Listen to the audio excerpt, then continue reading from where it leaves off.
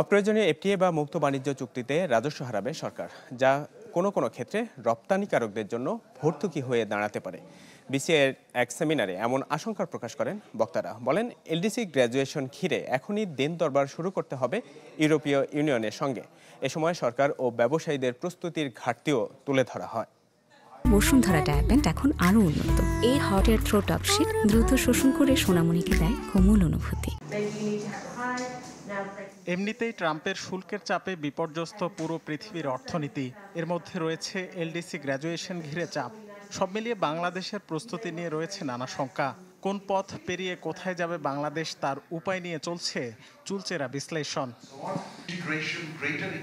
2026-এর নভেম্বরে LDC graduation ঘিরে অন্যতম আলোচিত বিষয় মেধাসত্ত্বের কার্যকারিতা এবং মুক্ত বাণিজ্য চুক্তি, যার চ্যালেঞ্জ নিয়ে বাংলাদেশ চেম্বার অব ইন্ডাস্ট্রিজের আলোচনায় বক্তারা বলেন, অপ্রয়োজনীয় কিছু এফটিএর চেষ্টা চলছে, যা বর্তমান বৈশ্বিক পরিস্থিতিতে হতে পারে হিতে বিপরীত, যা থেকে বেরোতে নিতে হবে সঠিক পদক্ষেপ।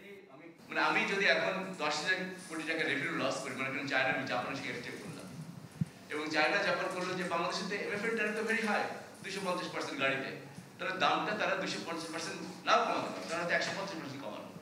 তাহলে আমি কিন্তু part of the government revenue that we are losing, that will be just subsidies to their manufacturing. Priority বেসিসে we need to get a few FTA ডান।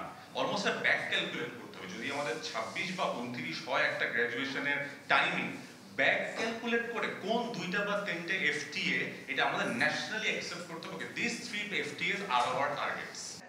বিদেশি বিনিয়োগের সাথে নতুন প্রযুক্তির মেলবন্ধনে যে দূরত্ব, তা কমাতে মোকাবেলা করতে হবে নানা চ্যালেঞ্জের। মোটা দাগে সরকার ও ব্যবসায়ীদের মধ্যে ঘাটতির বিষয়টিও সামনে চলে আসে।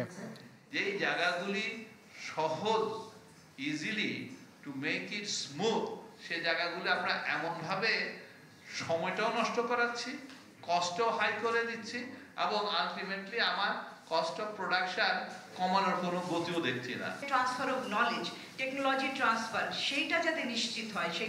সেখানেও দেখি যে অনেক এফডিআই আসে, কিন্তু টেকনোলজি ট্রান্সফারটা শেষ পর্যন্ত হয় না।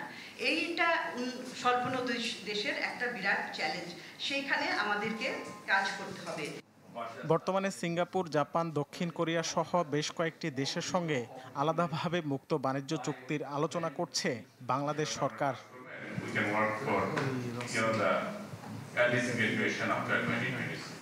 রাকিব হোসেন, চ্যানেল 24, ঢাকা।